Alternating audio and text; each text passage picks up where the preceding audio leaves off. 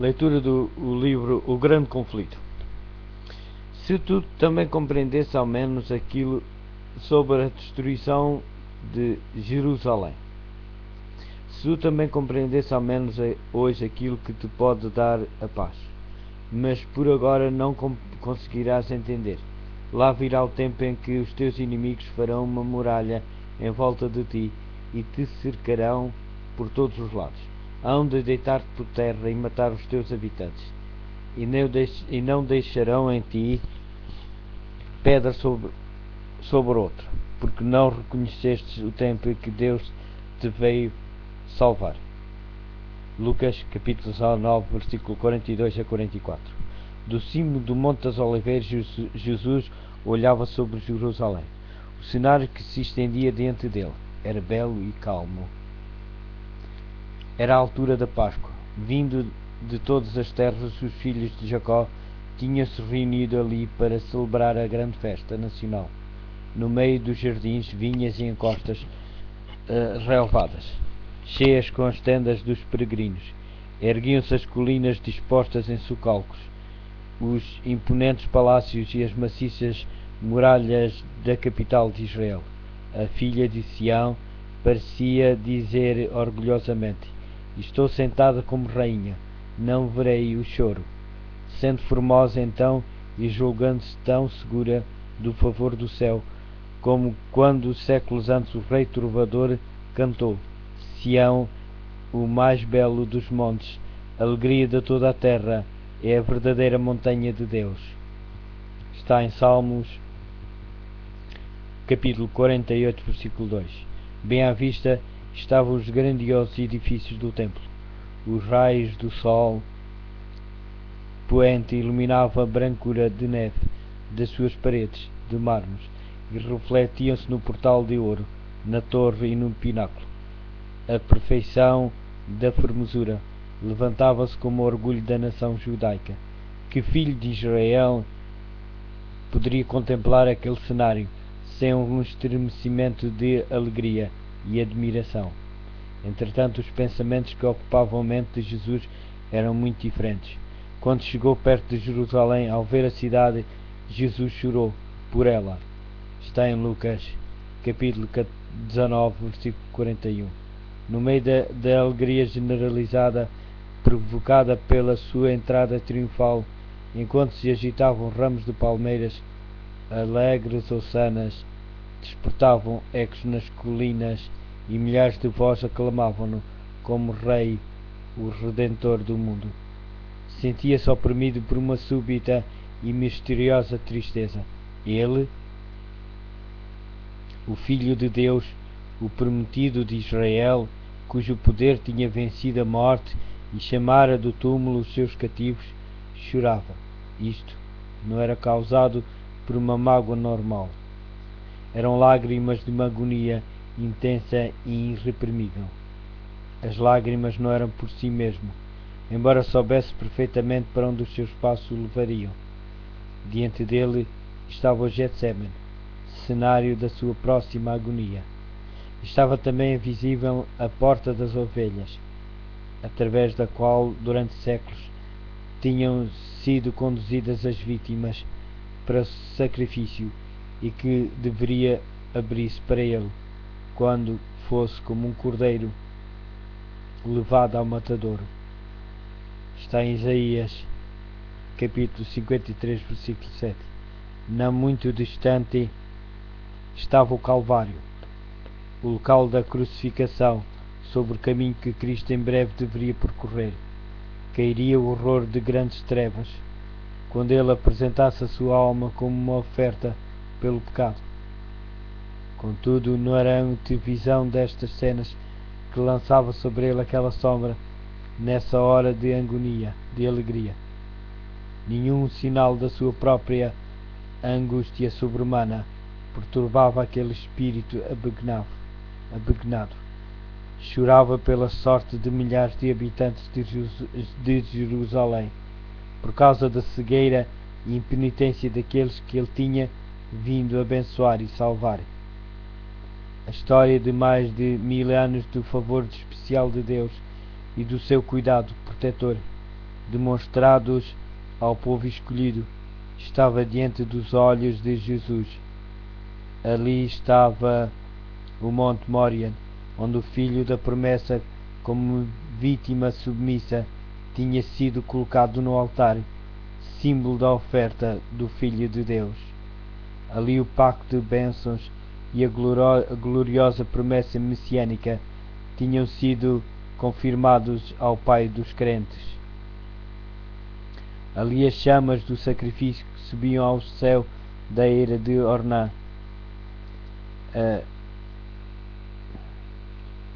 Símbolo da oferta do Filho de Deus. Está em Gênesis capítulo 22, versículo 9.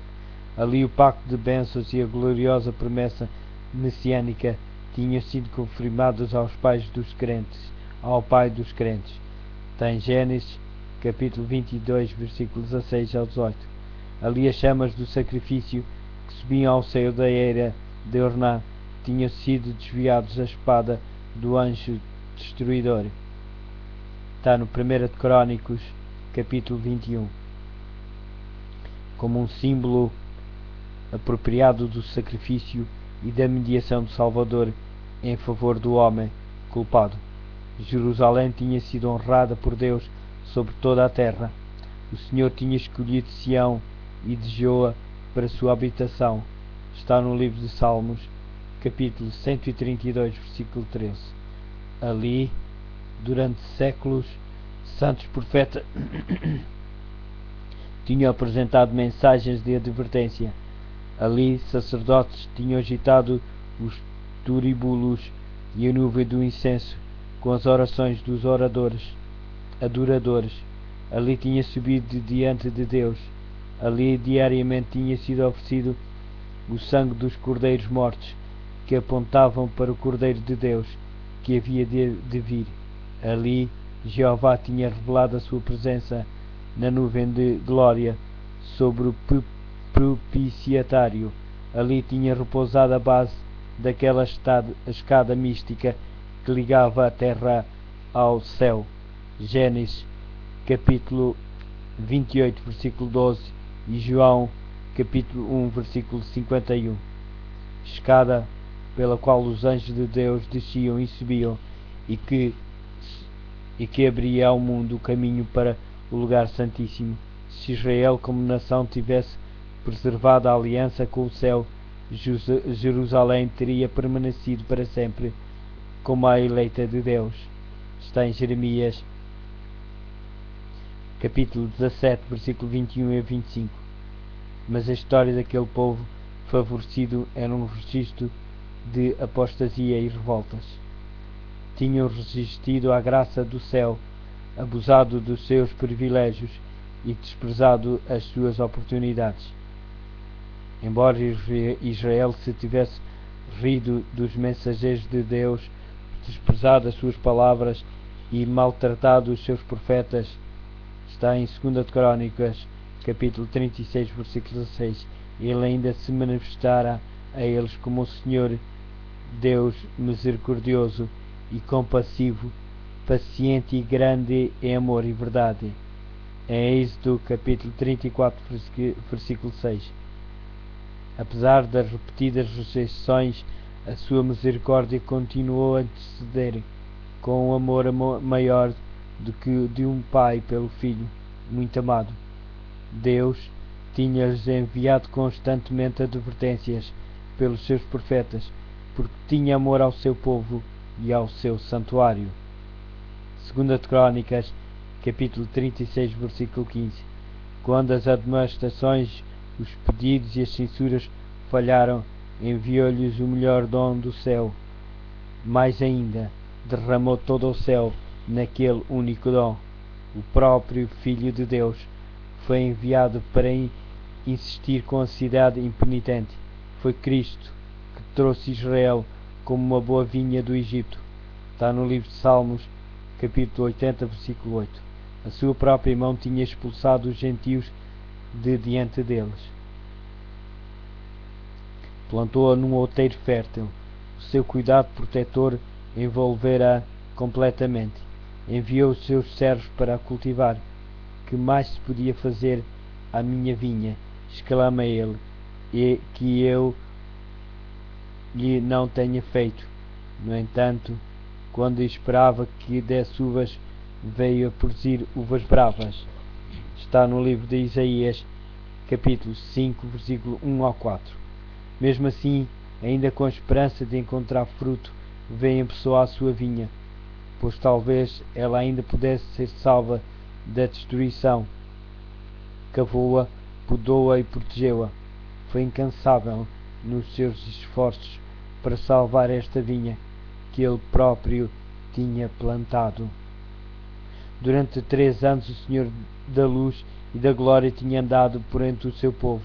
Ele andou fazendo o bem e curando a todos os oprimidos do diabo. Atos Apóstolos, capítulo 10, versículo 38. Aliviando os quebrantados de coração, pondo em liberdade os que estavam presos, restaurando a vista aos cegos, fazendo com que os coxos andassem e os surdos ouvissem, purificando os leprosos, ressuscitando os mortos e pregando o Evangelho aos pobres. Está em Lucas, capítulo 4, versículo 18, Mateus, capítulo 11, versículo 5. A todas estas classes foi igualmente dirigido o convite revelador da graça de Deus. Vinde a mim, todos os que estáis cansados e oprimidos, e eu vos aliviarei. Está no livro de Mateus, no Novo Testamento, no capítulo 11, no versículo 28. Embora tenha visto o bem recompensado com o mal e o seu amor com o ódio. Está no livro de Salmos 109, versículo 5. Ele prosseguiu firmemente na sua missão de misericórdia. Os que procuravam a sua graça nunca eram repelidos. Como viajante sem lar, tendo que enfrentar a vergonha e a pobreza diariamente, viveu para aliviar as necessidades dos homens e para insistir com eles que aceitassem o dom da vida. As ondas de misericórdia, repelidas por aqueles corações obstinados, retornavam numa vaga mais forte de terno e inexprimível amor. Mas Israel tinha-se desviado do seu amor, amigo e único auxiliador. As súplicas do seu amor tinham sido desprezadas, os seus conselhos repelidos, as suas advertências ridicularizadas. A hora de esperança e perdão tinha passado rapidamente. A taça da ira de Deus, adiada por tanto tempo, estava quase cheia. As nuvens que se tinham acumulado durante séculos de apostasia e rebelião, agora escurecidas com angústias, estavam prestes a desabar sobre um povo criminoso, e o único que poderia salvá-los da condenação iminente tinha sido desprezado, injuriado, rejeitado e em breve seria crucificado. Quando Cristo fosse suspenso na cruz do Calvário, teria terminado o tempo de Israel como nação favorecida e abençoada por Deus. A perda de uma só pessoa que seja é uma calamidade infinitamente maior do que os ganhos e riquezas de todo o mundo. Entretanto, quando Cristo olhava para Jerusalém, estava diante dele a condenação de toda uma cidade, de toda uma nação, aquela cidade e nação que tinham sido as escolhidas por Deus, o seu tesouro especial. Vários profetas tinham chorado a apostasia de Israel e as terríveis desolações que os seus pecados atraíam. Jeremias desejava que os seus olhos fossem uma fonte de lágrimas, para poder chorar dia e noite pelo seu povo, que foi morto, pelo povo de Deus, que tinha sido levado para o exílio. Está em Jeremias, capítulo 9, versículo 1, e Jeremias, capítulo 13, versículo 17. Qual não era, pois, a dor daquele cujo olhar profético abrangia não os anos, mas os séculos? Ele viu o anjo destruidor com a espada levantada contra a cidade que durante tanto tempo tinha sido a morada de Deus. Do cume do Monte das Oliveiras, no mesmo ponto mais tarde ocupada por Tito e pelo seu exército, olhava para além do vale, para os pátios e pórticos sagrados, e com a vista obscurecida pelas lágrimas, via numa terrível perspectiva os muros rodeados de hostes estrangeiras. Ouvia os passos dos exércitos a marchar para a guerra. Ouvia as vozes de mães e de crianças que na cidade sitiada clamavam por pão. Via o santo e belo templo, os palácios e as torres entregues às chamas, e no seu lugar apenas um monte de ruínas fumegantes. Olhando através dos séculos futuros, via o povo do concerto espalhado por todos os países, tal como os destroços de um naufrágio numa praia deserta, nos castigos prestes a cair sobre os seus filhos. Via apenas a primeira dose daquela taça de ira que no juízo final deveria se esgotar-se até o amargo fim. A piedade divina, o terno amor encontraram expressão nestas melancólicas palavras: ó Jerusalém, Jerusalém, matas os profetas e apedrejas os mensageiros que Deus te envia. Quantas vezes eu quis juntar os teus habitantes, como a galinha junta os pintainhos debaixo das asas, mas tu não quisestes. Se tivesses compreendido, como nação favorecida acima de todas as outras, o tempo em que Deus te veio salvar e aquilo que te pode dar a paz, tenho reprimido o anjo da justiça, tenho-te convidado ao arrependimento, mas em vão. Não é meramente a servos, enviados e profetas que tens repelido e rejeitado, mas ao Santo de Israel, o teu Redentor. Se és destruída, tu unicamente és a responsável. E apesar disso, vocês não querem seguir-me para terem a vida eterna. Está no livro de João, capítulo 5, versículo 40. Cristo viu em Jerusalém um símbolo do mundo, endurecido na incredulidade e rebelião, e caminhando rapidamente ao encontro dos juízos punitivos de Deus, as tribulações de uma raça caída, a oprimirem a sua alma, arrancavam dos seus lábios aquele clamor extremamente amargo. Viu a história do pecado marcado na miséria humana, nas lágrimas e no sangue. O seu coração encheu-se de infinita compaixão pelos aflitos e sofredores da terra. Ansiava poder aliviar a todos. Contudo, mesmo a sua mão não poderia impedir ondas das desgraças humanas. Poucos procurariam a sua única fonte de auxílio. Ele estava disposto a derramar a alma na morte para colocar a salvação ao seu alcance.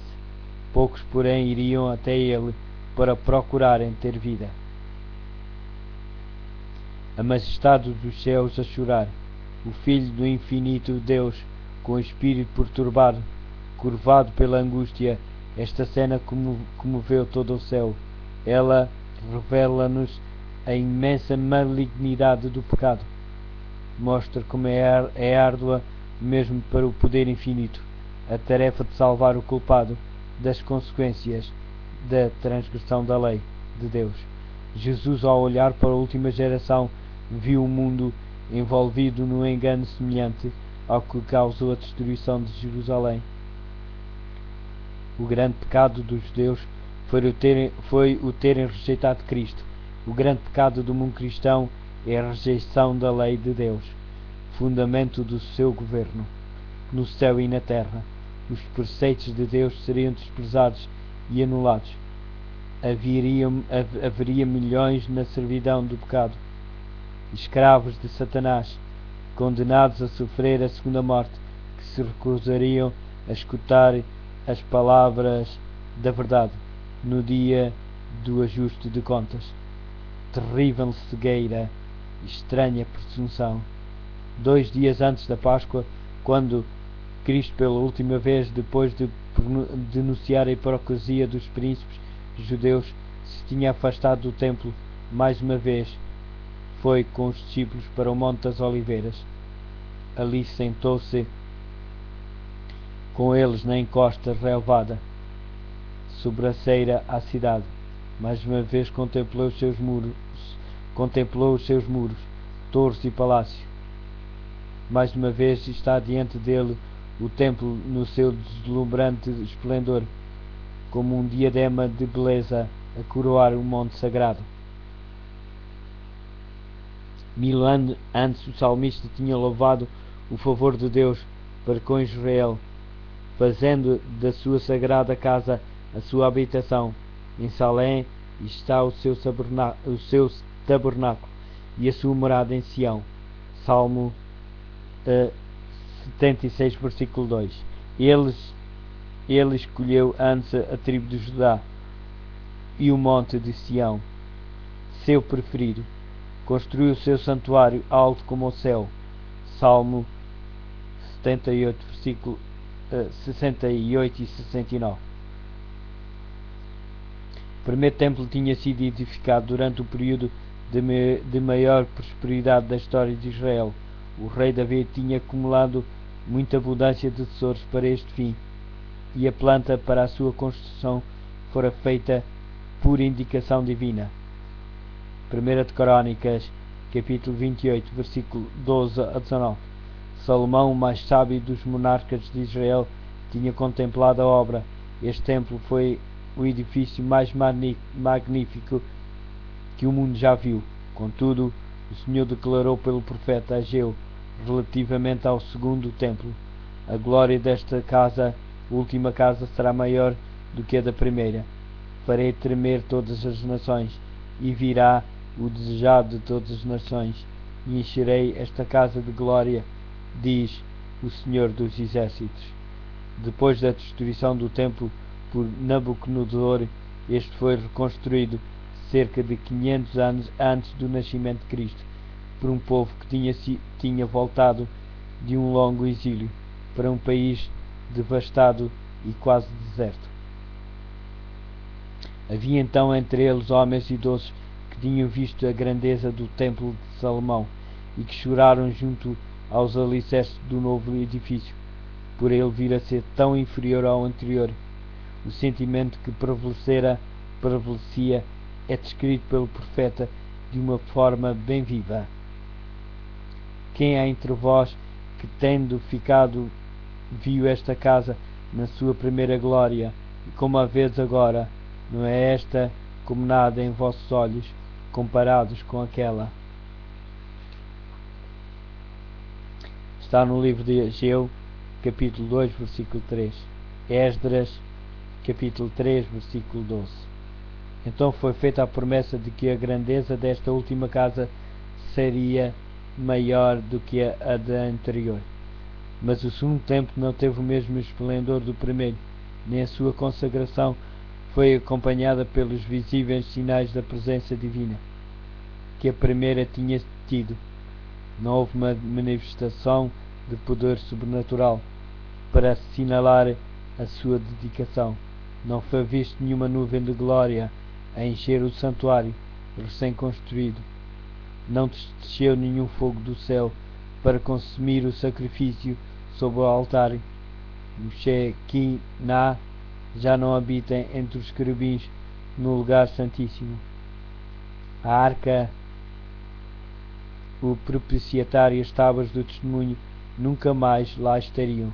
Nenhuma voz se fazia ouvir vinda do céu para dar a conhecer ao sacerdote inquiridor a vontade de Jeová. Durante séculos, os judeus tinham se esforçado em vão por mostrar que a promessa de Deus feita por Ageu se tinha cumprido.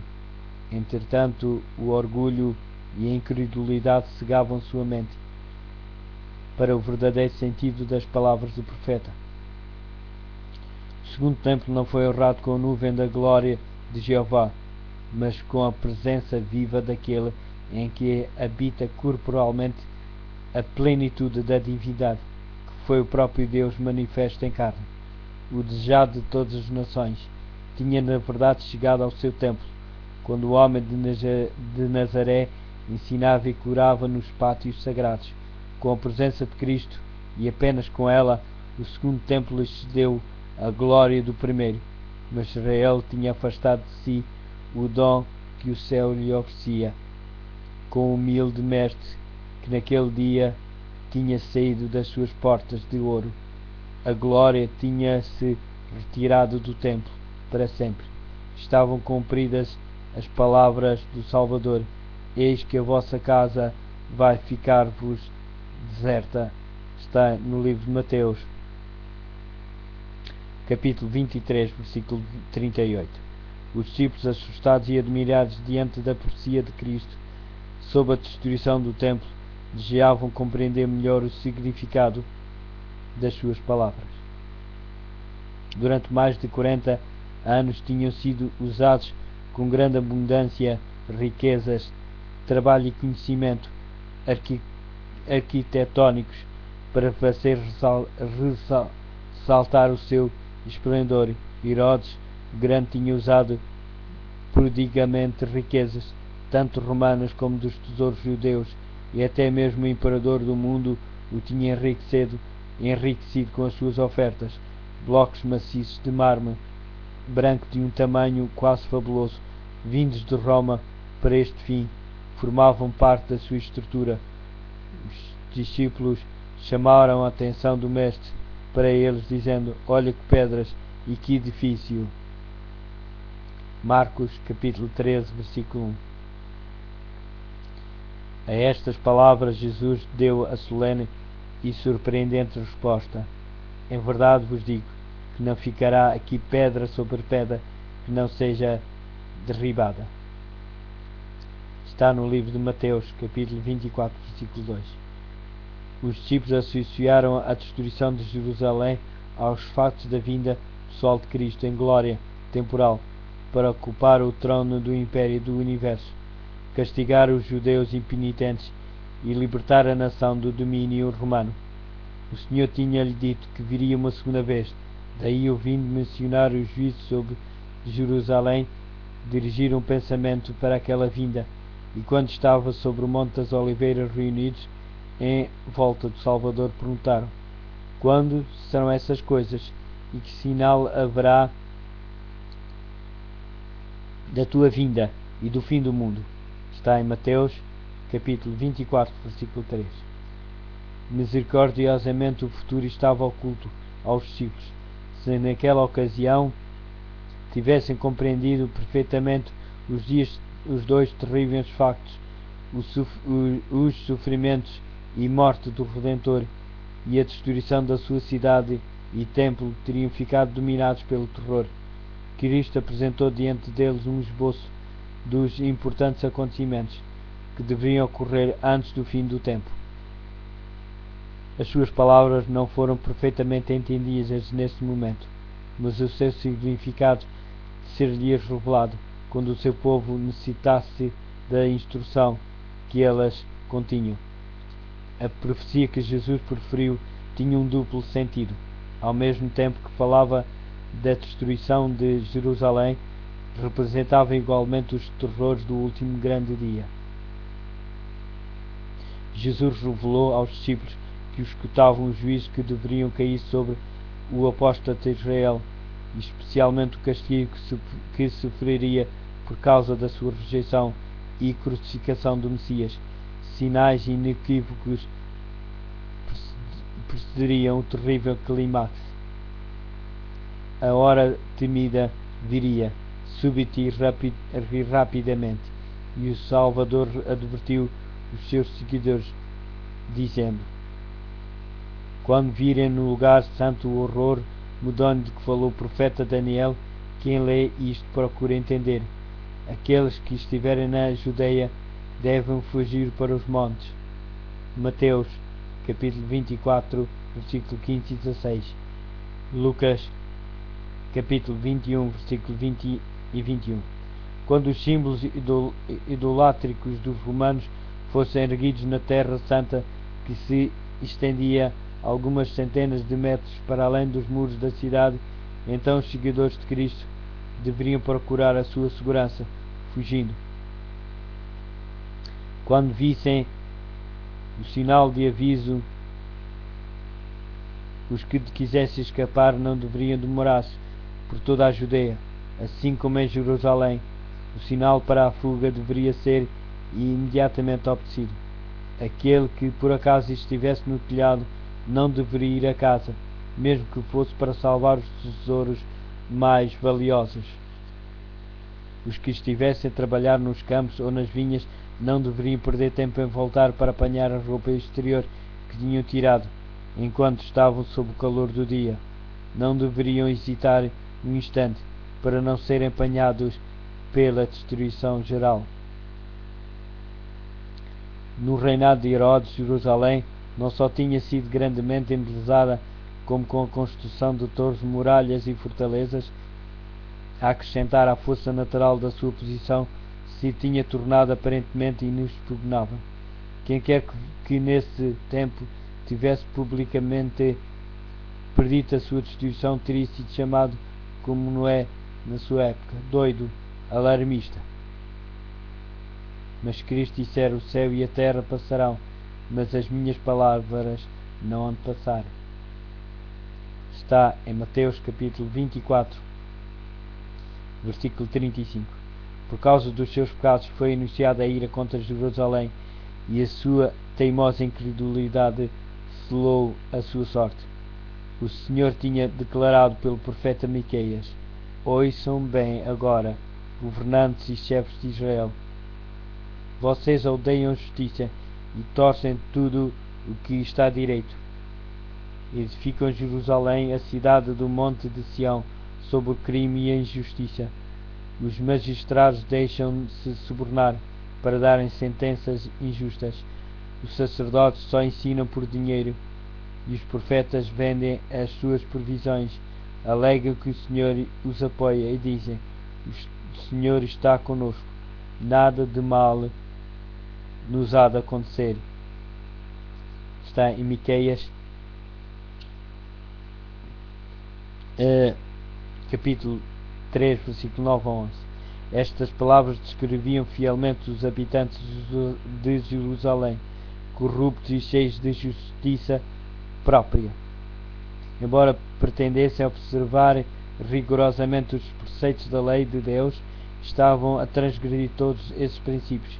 Odiavam Cristo, porque a sua pureza e santidade revelavam sua própria iniquidade, e acusavam-no de ser da causa de todas as angústias que tinham vindo sobre eles em consequência dos seus pecados. Apesar de saberem que ele não tinha pecado, afirmaram que a sua morte era necessária para a sua segurança como nação.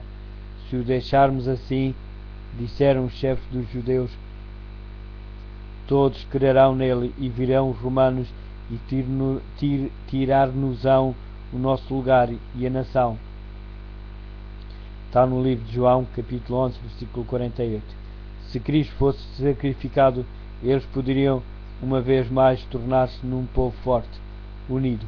Era desta maneira que raciocinavam e concordavam com a decisão do seu sumo sacerdote de que seria melhor morrer um homem do que parecer toda a nação.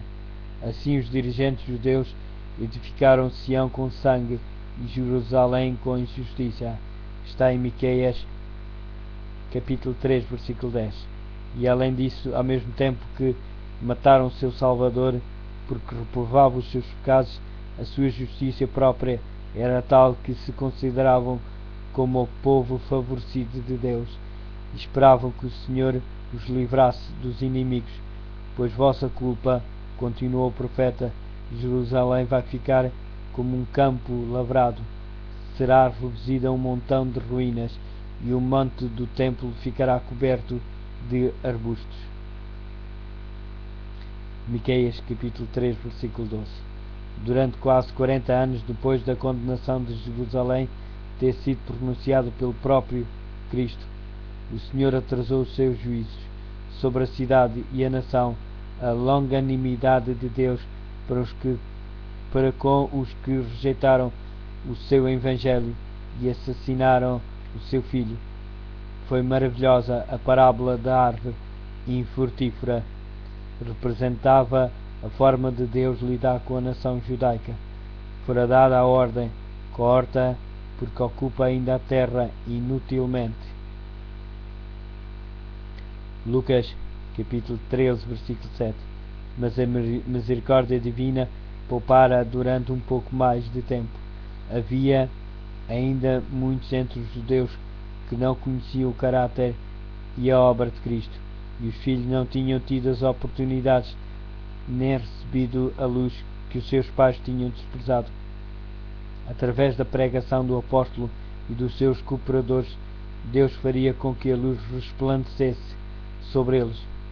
Veriam como a profecia se tinha cumprido, não somente no nascimento e vida de Cristo, mas também na sua morte e ressurreição. Os filhos não foram condenados pelos pecados dos pais, mas quando conheceram toda a luz dada aos seus pais, os filhos rejeitaram até mesmo a luz suplementar que lhes tinha sido concedida. Tornaram-se participantes dos seus pecados e encheram a medida da sua iniquidade. A longanimidade de Deus para com Jerusalém apenas confirmou os judeus na sua obstinada impenitência. Por causa do seu ódio e crueldade para com os discípulos de Jesus, rejeitaram a última oferta de misericórdia. Deus então retirou de sobre eles a sua proteção, deixando de exercer a ação com que restringia Satanás e os seus anjos, permitindo que a nação ficasse sob o controle do chefe que tinham escolhido. Os seus filhos tinham desdenhado da graça de Cristo, que os teria tornado capazes de subjugar os seus maus impulsos, e agora estes tornaram-se nos vencedores. Satanás fez surgir as mais violentas e vis paixões da alma. Os homens não raciocinavam. Tinham perdido a razão, dirigidos pelo impulso e pela raiva cega. Por causa da sua crueldade, tornaram-se satânicos na família e na sociedade. Entre as mais altas classes como as mais baixas havia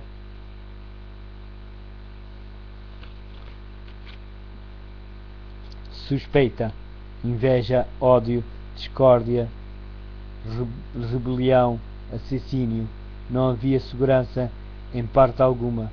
Amigos e familiares traíam-se uns aos outros. Pais matavam os filhos e filhos os pais. Os príncipes do povo não conseguiam dominar-se a si mesmos. Paixões desenfreadas tornavam-nos tiranos. Os judeus tinham aceito um falso testemunho para condenar o inocente Filho de Deus. Agora as falsas acusações tornavam insegura a sua própria vida. Pelas suas ações, durante muito tempo, tinham estado a dizer que o Santo Israel não nos aborreça mais. Está em Isaías capítulo 30, versículo 11. Agora o seu desejo foi satisfeito. O temor de Deus nunca mais os perturbaria. Satanás encontrava-se à frente da nação e as mais altas autoridades civis e religiosas estavam sob o seu domínio. Por vezes os chefes das fações em luta uniam-se para saquear e torturar as suas desgraçadas vítimas, e logo a seguir lutavam entre si, causando uma matança impiedosa. Mesmo a santidade do templo não refriava a sua horrível ferocidade. Os adoradores eram assassinados diante do altar e o santuário contaminava-se com os corpos dos mortos. No entanto, na sua cega e blasfema presunção, os instigadores desta obra infernal declaravam publicamente que não tinham medo de que Jerusalém fosse destruída, pois ela era a própria cidade de Deus, para estabelecer mais firmemente o seu poder. Subornaram profetas falsos para proclamar, até mesmo quando as legiões romanas já estavam a sitiar o templo, que o povo devia aguardar que Deus o libertasse. Afinal, as multidões agarraram-se firmemente à crença de que o Altíssimo interviria para derrotar os seus adversários. Israel, porém, tinha desprezado a proteção divina e agora não tinha defesa. Infeliz Jerusalém, que estava fragmentada por dissensões internas, com as suas ruas tingidas com o vermelho do sangue dos seus filhos, que se tinham matado uns aos outros, enquanto exércitos estrangeiros hostis derrubavam as suas fortificações e matavam os seus homens de guerra. Todas as predições feitas por Cristo relativas à destruição de Jerusalém se cumpriram à letra. Os judeus experimentaram a verdade das suas palavras de advertência. Com a medida com que tiveres medido, vos hão de medir a vós. Apareceram sinais e prodígios que pronunciavam desastres e condenações. Ao meio da meia-noite, uma luz sobrenatural brilhou sobre o templo e o altar sobre as nuvens. Ao pôr do sol, desenhavam-se carros e homens de guerra reunidos para a batalha. Os sacerdotes que ministravam à noite no santuário ficaram aterrorizados com sons misteriosos. A terra tremia e ouvia-se uma multidão de vozes a clamar: partamos daqui. A grande porta oriental, que era tão pesada que dificilmente podia ser fechada por uns 20 homens e que estava segura por imensas barras de ferro fixadas profundamente no chão de pedra sólida, abriu-se à meia-noite, independentemente de qualquer agente visível. Durante 7 anos, um homem andou a subir e a descer as ruas de Jerusalém, anunciando as desgraças que deveriam sobrevir à cidade, de dia e de noite. Cantava com uma voz fúnebre, uma voz do Oriente, uma voz do Ocidente, uma voz dos 4 ventos, uma voz contra Jerusalém e contra o templo, uma voz contra os noivos e as noivas, uma voz contra o povo.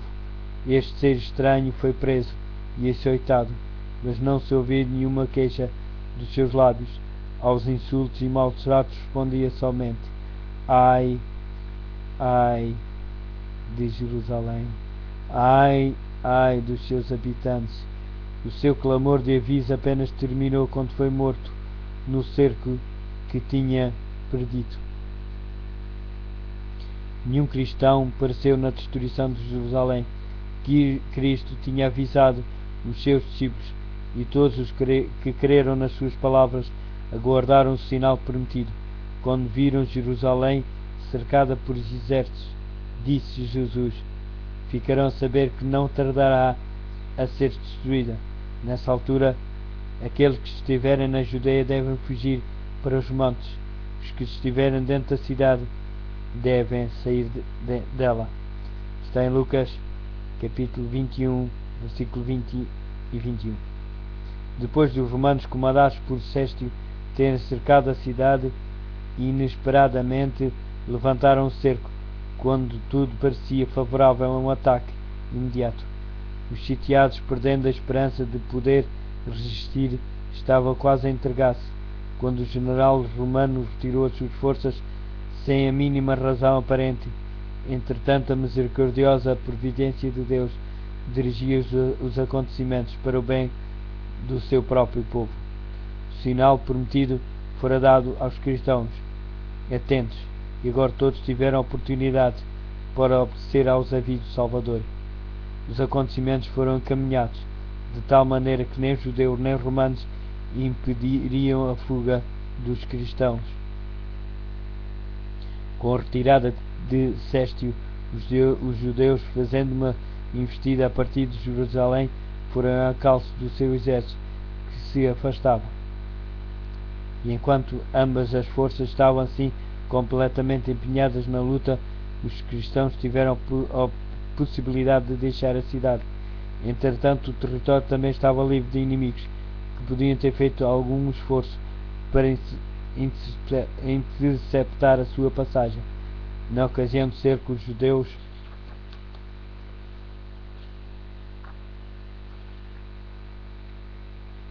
estavam reunidos em Jerusalém para celebrar a festa dos tabernáculos, e assim os cristãos e assim os cristãos em todo o país puderam escapar sem serem impedidos. Fugiram imediatamente para um lugar de segurança, a cidade de Pela, na Pereia, junto além do Jordão. As forças judaicas, perseguindo Céstio e o seu exército, caíram sob a sua retaguarda, com tal ferocidade que o ameaçaram de uma destruição total.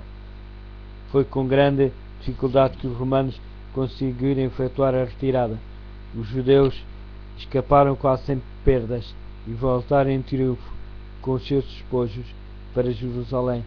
No entanto, este aparente êxito apenas lhes trouxe maiores problemas e inspirou-os com aquele espírito de obstinada resistência aos romanos, que rapidamente trouxe uma indescritível desgraça sobre a cidade condenada. As calamidades que caíram sobre Jerusalém quando o cerco foi reassumido por Tito foram terríveis. A cidade foi assaltada na ocasião da Páscoa, quando milhões de judeus estavam reunidos dentro dos seus muros. As suas reservas de víveres, que se tivessem sido cuidadosamente preservadas, teriam suprimido os habitantes durante anos. Tinham sido previamente destruídas pela rivalidade e vingança das fações em contenda, e agora todos sentiram os horrores da morte pela fome. Uma medida de trigo era vendida por um talento. As consequências da fome eram tão atrozes que havia homens que roíam o couro dos seus cinturões e sandálias e os revestimentos dos seus escudos. Muitas pessoas saíam da cidade à noite, furtivamente, para apanhar plantas silvestres que cresciam fora dos muros da cidade. Apesar de serem agarradas e mortas com severas torturas, muitas vezes aos que conseguiam voltar era-lhes roubado aquilo que tinham apanhado sob tão grande perigo. As torturas mais humanas eram praticadas pelos que estavam no poder para extorquir do povo atingido pela necessidade os últimos e escassos suprimentos que poderiam ter escondidos, e estas crueldades eram frequentemente praticadas por homens que estavam bem alimentados, mas que desejavam acumular um depósito de provisões para o futuro. Milhares morreram por causa da fome e da peste. A afeição natural parecia ter desaparecido. Maridos roubavam comida das suas mulheres e estas a dos seus maridos. Viam-se filhos tirar o alimento da boca dos seus pais idosos. A pergunta do profeta: pode uma mulher esquecer-se tanto do seu filho que cria? Está em Isaías capítulo 49, versículo 15. Recebeu dentro dos muros da cidade condenada a resposta. As mães chegaram ao ponto de cozer os próprios filhos para deles se alimentarem, apesar de muito amor que lhes tinham. Está em Lamentações, no capítulo 4, versículo 10. Mais uma vez se cumpriu a profecia de aviso, dada 14 séculos antes. A mulher mais sensível e delicada, que nem conseguia pousar o seu pé descalço no chão, de tão delicada e sensível que era, olhara com desconfiança para o esposo que ela ama e para os seus filhos e filhas. Tem medo de repartir com ele o filho que vai dar à luz, e a placenta que sairá das suas entranhas, que ela espera poder comer sozinha, às escondidas, ao ver-se sem nada, por causa do apertado cerco a que os inimigos sujeitarão as tuas cidades. Deuteronômio capítulo 28, versículos 56 e 57. Os chefes romanos fizeram todo esforço para aterrorizar os judeus e desse modo levá-los à redenção. Os prisioneiros que residiam quando eram presos eram açoitados, torturados e crucificados diante do muro da cidade. Centenas de pessoas eram diariamente mortas desta maneira, e essa terrível obra prolongou-se até que ao longo do vale de Josafá e no Calvário se ergueram cruzes em tão grande número que mal havia espaço para se poder andar entre elas. Desta forma tão terrível foi concretizada aquela espantosa maldição preferida perante o Tribunal de Pilatos. O seu sangue caia sobre nós e sobre os nossos filhos. Tito, de boa vontade, teria posto termo à terrível cena, poupando assim Jerusalém da sua completa condenação. Ficava aterrorizado a ver os corpos que jaziam amontoados nos vales, como se estivessem em instância. Ele olhava do cimo do Monte das Oliveiras para o magnífico templo e deu ordem para que não se tocasse em nenhuma das suas pedras. Antes de tentar conquistar esta fortaleza, fez um ardente apelo aos chefes judeus para não forçarem a profanar com sangue o lugar sagrado. Se saíssem a combater e combatessem noutro lugar, nenhum romano violaria a santidade do templo. O próprio Josefo, com um apelo eloquentíssimo, suplicou que se rendessem para se salvarem a si, à sua cidade, ao seu lugar de culto. As suas palavras, porém, tiveram como resposta amargas maldições. Foram tirados dardos contra ele, seu último mediador humano, enquanto persistia em insistir com eles. Os judeus tinham rejeitado as súplicas do Filho de Deus, e agora as advertências e rogos apenas os tornavam mais decididos a resistir até à última consequência.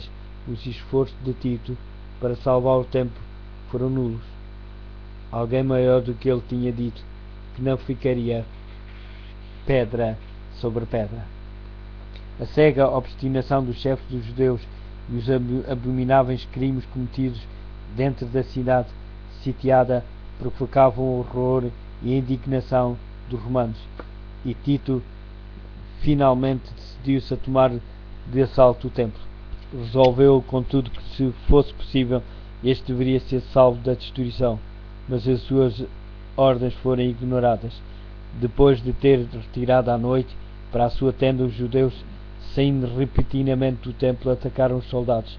Na luta, um soldado arremessou um facho através de uma abertura do pórtico. Imediatamente as salas revestidas de madeira de cedro em redor da casa sagrada incendiaram-se. Tito precipitou-se para o local seguido dos seus generais e legionários e ordenou aos soldados que apagassem as chamas, mas as suas palavras não foram atendidas. Furiosos, os soldados lançaram tochas ardentes nas salas contínuas ao templo e com a espada assassinavam em grande número os que ali se tinham refugiado. O sangue corria como água pelas escadas do templo. Milhares de judeus foram mortos. Por cima do ruído da batalha, ouviam-se vozes a gritar: Icabode, foi-se a glória. Tito, sentindo que era impossível suster a fúria da soldadez, entrou com os seus oficiais e examinou o interior do edifício sagrado. Ficou admirado com o seu esplendor, e como as chamas ainda não tinham penetrado no lugar santo, fez um último esforço para o salvar. Para isso, mais uma vez, colocou-se diante deles e repentinamente exortou os soldados a deterem o incêndio. O centurião liberal esforçou-se por impor obediência ao seu Estado-Maior, mas o respeito pelo imperador deu lugar a uma animosidade feroz contra os judeus. Feroz excitação na batalha e a esperança insaciável em saquear. Os soldados viam tudo à sua volta e resplendor por causa do ouro que brilhava deslumbrantemente à luz sinistra das chamas. Supunha que havia acumulado no santuário incalculáveis tesouros. Um soldado, sem ser visto, atirou uma tocha acesa por entre as dobradiças da porta e repentinamente todo o edifício ficou em chamas. O denso fumo e o fogo obrigaram os oficiais a retirar-se e o nobre edifício foi abandonado à sua sorte. Se era um espetáculo pavoroso para os romanos, o que seria para os judeus? Todo o alto da colina que dominava a cidade ardia como um vulcão. uns após outros, os edifícios caíram com tremendo fragor e foram absorvidos pelo abismo do fogo. Os tectos de sede pareciam lençóis de fogo. Os pináculos dourados resplandeciam com pontas de luz vermelha. Das torres dos portais subiam altas colinas de chamas e fumaça. As colinas vizinhas ficaram iluminadas e viam-se sombrios grupos de pessoas a observar a marcha da destruição com uma ansiosidade terrível. Os muros e pontes elevados da cidade ficaram repletos de rostos, alguns pálidos com a angústia do desespero, outros com expressão irada ameaçavam com uma vingança vã. As aclamações dos soldados romanos enquanto corriam de um lado para o outro e os gemidos dos rebeldes que morriam nas chamas misturavam-se com o barulho aterrador do fogo e o estrondo do madeiramento caía. Os ecos das montanhas respondiam ou traziam de volta os lamentos do povo que se encontravam nos pontos elevados ao longo de todo o muro. Ecoavam gritos de choro. Homens que estavam a morrer de fome reuniam a força que restava para gritar de angústia e desolação. O morticínio do lado de dentro era ainda mais horrível do que o espetáculo visto lá fora. Homens e mulheres, velhos e novos, rebeldes e sacerdotes, os que combatiam e os que imploravam misericórdia, eram retalhados numa indiscriminada carnificina. O número de mortes excedeu o dos que os matavam. Os legionários tinham de trepar sobre os montes de cadáver para prosseguir na obra de extermínio. Depois da destruição do templo, toda a cidade caiu nas mãos dos romanos. Os chefes dos judeus abandonaram as torres inexpugnáveis e Tito encontrou-as desertas. Contemplou-as com espanto e declarou que tinha sido Deus que as colocara nas suas mãos, pois nenhuma máquina, por mais poderosa que fosse, poderia ter levado a melhor contra aquelas enormes ameias. Tanto a cidade como o templo foram arrasados até os fundamentos, e o terreno em que se erguia a casa sagrada foi lavrada como um campo. Está em Jeremias, capítulo 26, versículo 18. No cerco e morticínio que se seguiram pereceram mais de 1 milhão de pessoas. Os sobreviventes foram levados e vendidos como escravos, arrastados até Roma para honrarem a vitória do vencedor, lançados às feras nos anfiteatros ou dispersos por toda a terra como vagabundos sem lar. Os judeus tinham forjado os seus próprios grilhões, eles mesmos tinham enchido a taça da vingança. Na destruição completa que lhes sobreveio como nação, em todas as desgraças que os acompanharam, depois de dispersos, não estavam senão a recolher a colheita que as suas próprias mãos tinham semeado. Diz o profeta: para tua perda, ó Israel, te rebelaste contra mim. Está em Oséias, capítulo 13, versículo 9. Pelos teus pecados tens caído. Oséias, capítulo 14, versículo 1. Os seus sofrimentos são muitas vezes apresentados como tendo sido o castigo que receberam por decreto direto da parte de Deus. É assim que o grande enganador procura esconder a sua própria obra, pela obstinada rejeição do amor e misericórdia divina. Os judeus fizeram com que a proteção de Deus lhes fosse retirada, e Satanás pôde dirigi-los de acordo com a sua vontade. As horríveis crueldades executadas na destruição de Jerusalém são uma demonstração do poder vingador de Satanás sobre os que se entregam ao seu domínio. Não conseguimos compreender quanto devemos a Cristo pela paz e proteção de que gozamos. É o poder de Deus que impede que a humanidade passe completamente para o domínio de Satanás. Os obedientes ingratos tem muitos motivos de gratidão pela misericórdia e longanimidade de Deus, que reprime o cruel e pernicioso poder do maligno. Quando, porém, os homens passam os limites da clemência divina, essa restrição é removida. Deus não fica em relação ao pecador como executor da sentença contra a transgressão, mas deixa que os que rejeitam a sua misericórdia entregues a si mesmo para colherem aquilo que semearam. Cada raio de luz rejeitada, cada advertência desprezada ou não atendida, cada paixão com que se contemporizou, cada transgressão da lei de Deus é uma semente lançada, a qual produz uma colheita infalível, quando se resiste persistentemente ao Espírito de Deus. Este é por fim retirado do pecador, e então nenhum poder permanece para dominar as más paixões da alma, e não há nenhuma proteção contra a maldade e inimizade de Satanás. A destruição de Jerusalém constitui uma tremenda e solene advertência para todos os que consideram leviamente as ofertas da graça divina e resistem aos convites da misericórdia de Deus. Nunca foi dado um testemunho mais forte do ódio que Deus tem ao pecado e do castigo que sem dúvida recairá sobre o culpado. A profecia do Salvador relativa aos juízos que deveriam cair sobre Jerusalém há de ter outro cumprimento, do qual aquela terrível desolação não foi senão uma ténue sombra. Na sorte da cidade escolhida podemos contemplar a condenação de um mundo que rejeitou a misericórdia de Deus e pisou a sua lei. O registro da miséria humana que a terra tem testemunhado durante os seus longos séculos de crime são negros. Ao contemplá-los, o meu coração angustia-se e sinto o meu espírito desfalecer. Têm sido terríveis os resultados da rejeição da autoridade do céu.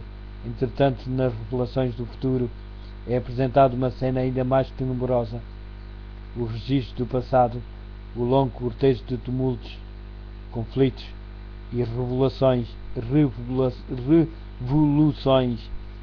a armadura daqueles que pelejam com ruído e os vestidos que rolavam no sangue. Está em Isaías capítulo 9, versículo 5.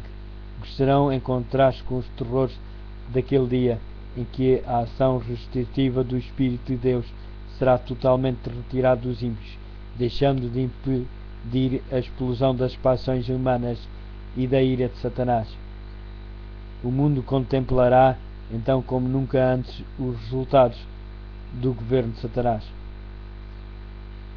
Mas naquele dia, como na ocasião da destruição de Jerusalém, o povo de Deus será libertado. Todo aquele que estiver inscrito entre os vivos. Está em Isaías capítulo 4, versículo 3. Cristo declarou que virá uma segunda vez para juntar a si os seus fiéis, e todos os povos da terra hão de romper em choro, e verão o Filho do Homem que vem sobre as nuvens com poder e grande glória. Ele mandará então os seus anjos ao som da trombeta, para reunirem os escolhidos de um extremo ao outro do mundo. Mateus capítulo 24, versículo 30 e 31. Então todos os que não obedeceram ao Evangelho serão consumidos com o sopro da sua boca e serão destruídos com o esplendor da sua vinda. 2 Tessalonicenses capítulo 2, versículo 8. Como o antigo Israel, os ímpios destroem-se a si mesmos, caindo por causa da sua própria maldade, em consequência de uma vida de pecado. Colocaram-se tão longe da harmonia com Deus, a sua natureza tornou-se tão degradada com o mal que a manifestação da glória divina é para eles um fogo consumidor.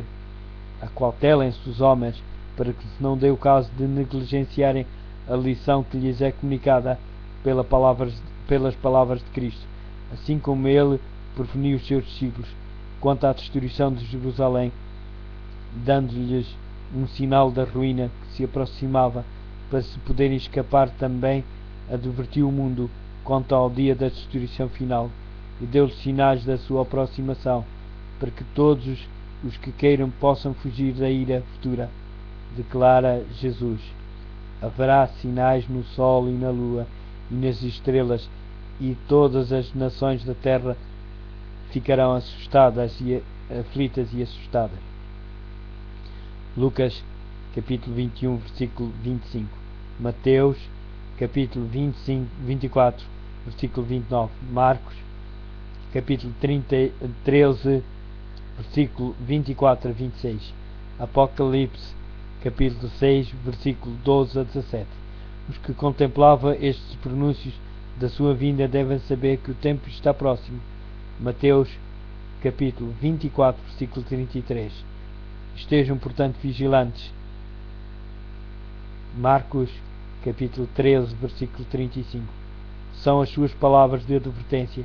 Os que prestam atenção ao aviso não serão deixados em trevas, para que aquele dia os apanhe desprevenidos.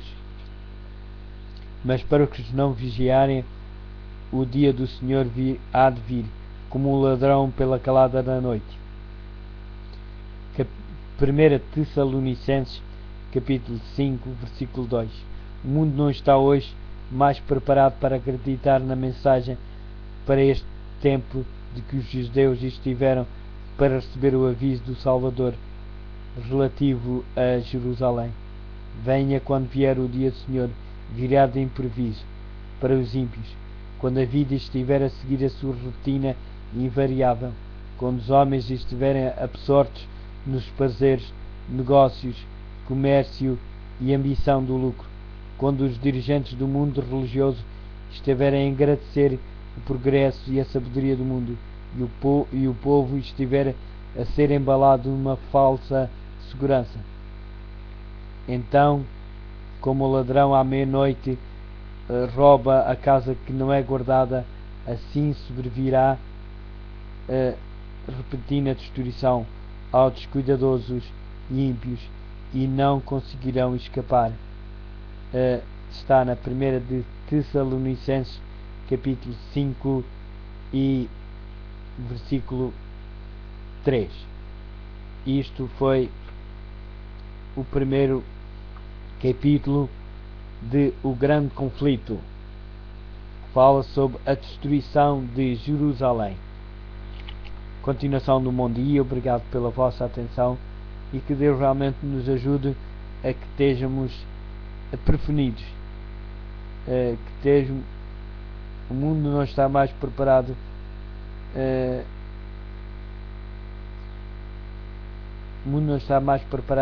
para acreditar na mensagem para este tempo, que os judeus estiveram para receber o aviso do Salvador relativo a Jerusalém.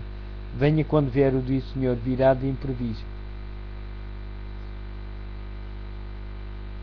Que possamos, como diz na palavra de Deus, diz: orai sem cessar, estejais vigilantes, porque o Senhor virá na hora e no momento que nós não sabemos. Que possamos estar firmes em Jesus, para que possamos dizer assim: eis aquele a quem nós aguardávamos. Que as nossas vidas estejam em conformidade com a sua palavra. É tudo que eu peço. É a minha oração para mim e para vós. Amém.